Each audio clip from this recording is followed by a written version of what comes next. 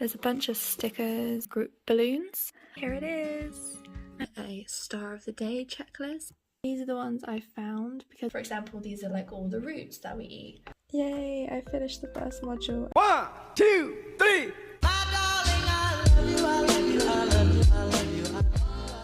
Hello everyone, welcome back to my channel. So today is the final full week of summer holidays. I go back to school next Wednesday, the 1st of September, for my 2 inset days, and then the children come back for like a transition day on the Friday. So I'm having a work morning. I have obviously gone into school quite a few times to do my classroom, and the classroom tour is up now, so if you haven't seen that, I'll leave a link down below. However, I've got to do other things like admin things. I've got to do planning, set up all my tracking documents, things like that. So I thought I would vlog this morning. I'm gonna start working just after lunch. I'm gonna go to the gym at 1 and then have the afternoon free. So I thought I would just show you what I get up to this morning. So let's start off with writing a to-do list, just so I know exactly what I'm going to do, and then let's just start doing it. If you haven't already, I would absolutely love if you could subscribe to my channel.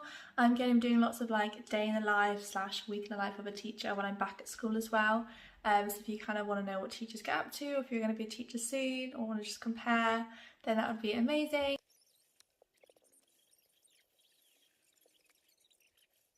So I've just written my to-do list in my new academic planner. I haven't used it yet, it's the first time, just because it's like school related, so I thought I'd start it. And what it is, you open it up. I wrote Miss Aitken. There's a bunch of stickers that I could use. And then down the side is all of the dates. And it's actually a 2-year. I'm pretty sure it goes, to next December. But what I've done so far, if you go on to the month, I have not done this yet. So I've literally just started using it. So I just today wrote a to-do list. What I'm going to do today, I'm going to try and do my science medium-term plan for term 1. I've got to do some epilepsy training. I want to do my children's labels. I've started it, so I just want to finish it off.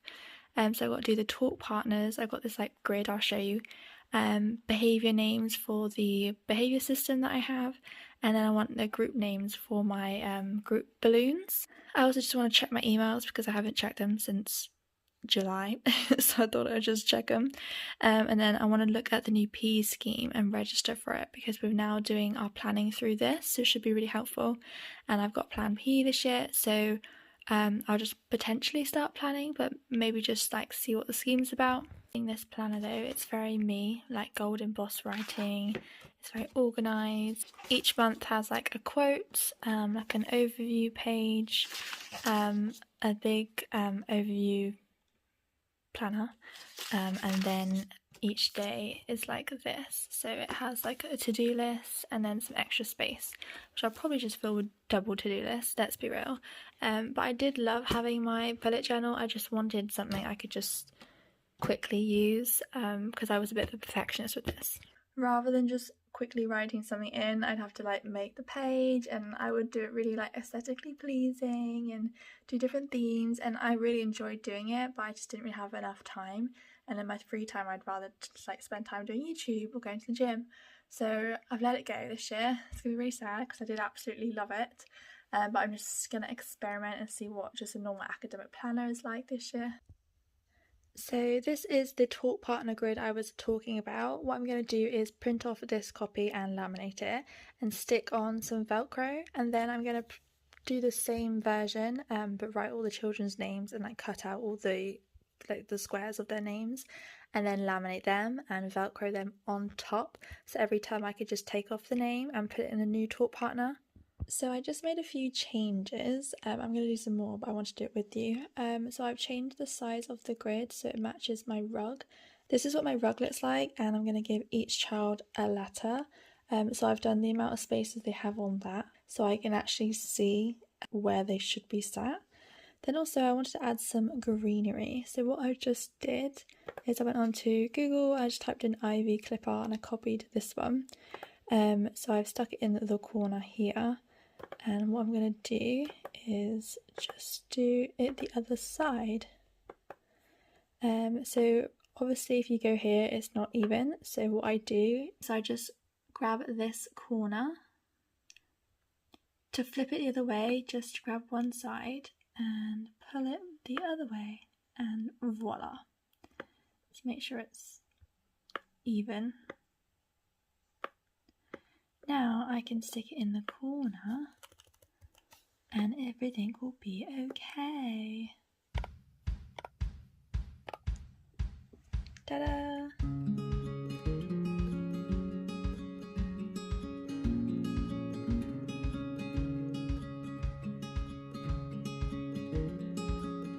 Okay, here it is.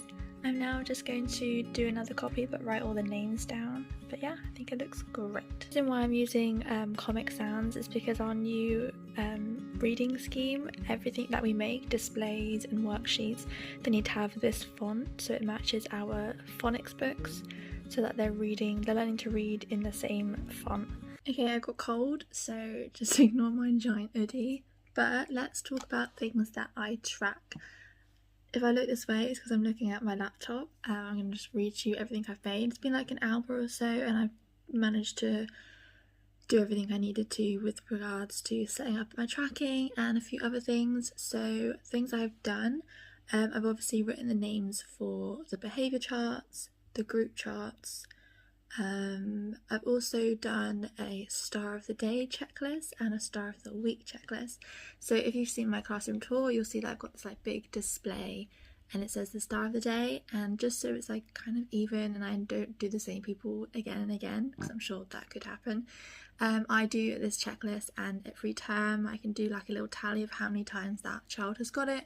So when I'm looking for a new Star of the Day, I can look at those people who haven't had it in a while or haven't had as many, and I'll choose them. So it's kind of like try and make it as even as possible. And I do the same but for the Star of the Week. The Star of the Week is what our whole school does, whereas Star of the Day is what I do. So every week we choose a Star of the Week and we write their name on this giant star, and there's like a big display where all the names go with all the amazing things that they've done that week, and then their name goes in our Friday flyer, so like the parents can see their children's name in the school newsletter. Is it me or am I really croaky? Another thing I've made is a reward chart tracking sheet. I've not done this before, but I thought it would be really helpful for me. So during the school year, they get given these different colour reward charts. So they go red, blue, green, yellow, then orange. And then once they've done all of them, they get this like gold award. So I've got a chart with all the names down and each of the different colours, and these get 5 stickers to get go on to the next chart. So now I can track every time I give them a gold special sticker. I can track how many they have on their chart, how many they need to get, just so I can make sure that everyone's like moving. Another thing I've made is a weekly reading tracker. So I'll have one of these for my TA that will say which children are my like daily reader priorities and pupil premium, SEND, stuff like that. And then I'll have another one that's completely plain that I'll use for my volunteer readers when parents come in. So I'll make 2 different copies, and I've made 1 copy so far. So I basically just put all the children's names down one side and then 5 columns where it has Monday to Friday, so I can put a tick if they've read that day. And at the end I've just left a little comment section if you want to mention like how they're doing or certain sounds they're getting stuck on, stuff like that. Okay, so that's all the like reward chart stuff kind of things. And then I've also started doing my common exception word tracker sheet. So again, I've just put everyone's names. We do a baseline at the beginning of the year, and then at the end of the term we test them again, what they can read and spell. So obviously every year group has common exception words, if you didn't know already, and we test them every term. So that's how I keep track of like the percentage. I can see how they improve. And then there's like a color coded system, which is like green, orange, red. So the idea is for them to get to green by the end of the year.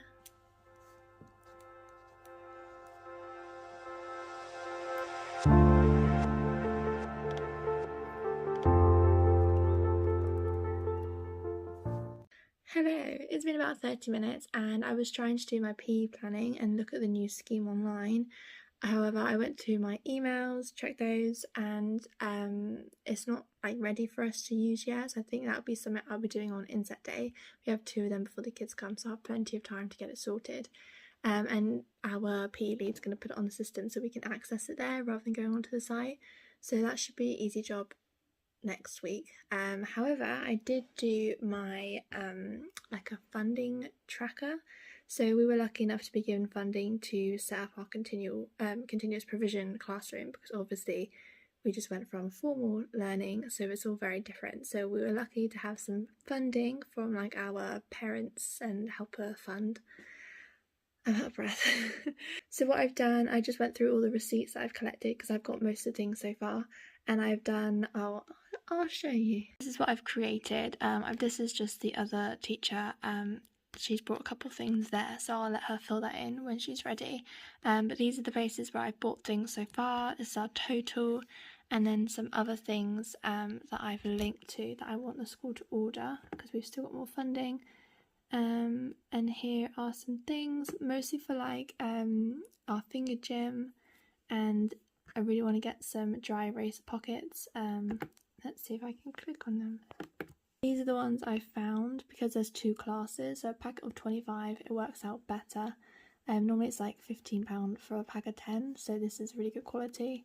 I'm just going to have to sacrifice my pretty pastel colours for main primary colours, but to save money, that's fine. Kids will love the bright colours. So I'm going to order those. The plan for those is to put them in the writing and maths area, so that rather than using all these different sheets, they can just, I'll put like one copy of the sheet in the plastic wallet, and then they can use them and reuse them time and time again. As eco-lead, I thought it would be a good idea, and rather than printing like 60 copies for both classes, just have these. We can do 2 copies and it will save so much printing.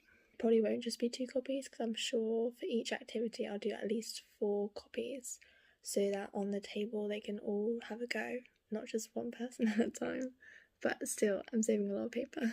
So I thought I would just talk you through my science medium term plan, because I did a little bit last night and then I tried to finish it today, and I've pretty much done it now, so I thought I would show you. Obviously it's my term 1 medium term plan. Things that we do I just mentioned up here. For example, I do plants, seasonal changes, and working scientifically. And then just goes into each lesson. We don't do short-term plans for like foundation subjects. We just stick it all on a medium-term plan to do what, why, and how. And then the introduction. I'm going to introduce the science topic plants, find out what they know about them, and we're going to be plant detectives. So we're going to go on a walk around the school grounds. We're lucky enough to have like a lot of trees, forest, everything. We're going to try and notice different trees and grasses as well as flowering plants, take photographs, collect some like small samples, just try and start to like label the plants, like leaf, flower, petal, things like that. For evidence in their books, I'm just going to make like a photo montage of all the plants that we found and stick them in their books. So we'll take the iPads, magnifying glasses, things like that.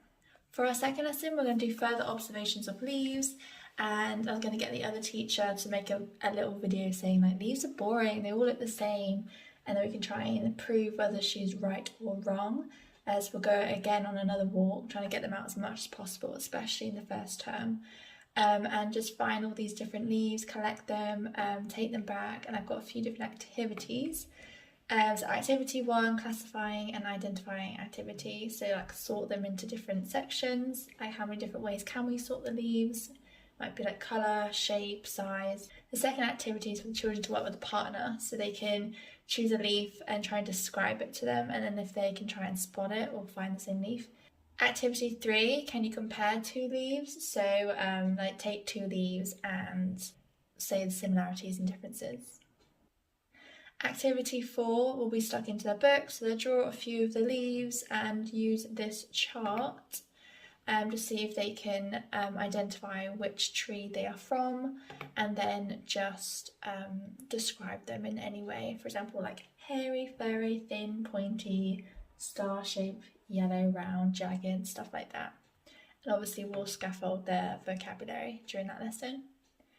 Lesson 3 is to make close observations of seeds. So I'm going to get a bunch of different seeds, ideally real plants, but most likely just photos of plants of what the seeds grow into, and they can try and match them up. We are also going to grow our own bean seeds, keep them in the classroom, water them, and like observe the changes over time. And then this one, lesson 4, we do this every single season. I'll show you the poster. Here it is. So we'll print this off A3, and they will basically, we have an oak tree on our school grounds, so we look at the oak tree in autumn, winter, spring and summer. We do a sketch each time, and we just kind of investigate the changes of the oak tree over time. So obviously it will have like orange leaves or start falling off, winter's a completely bare tree, and then spring and summer. So we would just like to do that, and it's an all year round project, which is really nice to complete. Last year we missed the spring, I think, or missed the winter, I can't remember, because of lockdowns. I'm hoping we get them all this year. And then back to the plan, our last lesson that I've planned is to identify different parts of a plant. So I don't want them to just do a general flower, like root, stem, leaves and petals, things like that.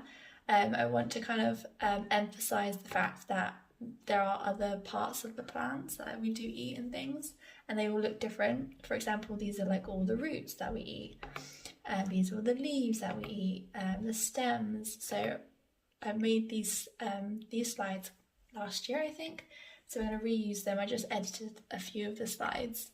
The activity they'll do based on that is I have different types of vegetables that they can label. For example, this is a broccoli, so they can label the different parts of the broccoli plant. We've also got carrots and like lettuce, and there's a few other ones as well, so they can see that the stems don't always look the same, or the leaves and things. So that'll be a really fun thing for them to do in groups, and then we can put it up on display afterwards.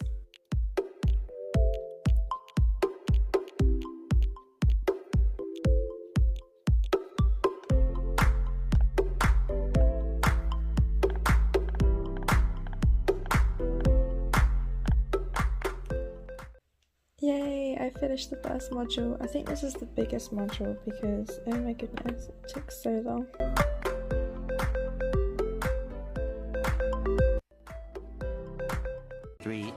Later. So it is currently 3:30. I went to the gym, I went to the mechanics because I had to fix my car stereo. Now I'm going to jump in the shower and just chill for a bit. So I'm just going to end the video here, but thank you so much for joining me for this morning's work. I don't know. Tomorrow I'm going to film a making Play-Doh video because I need to make some for my class anyway, so I thought it would just be a fun thing to film. So if you want to see that, make sure you subscribe and see any of the vlogs back at school and everything. Thank you so much for watching, and I will see you in my next video. Bye everyone!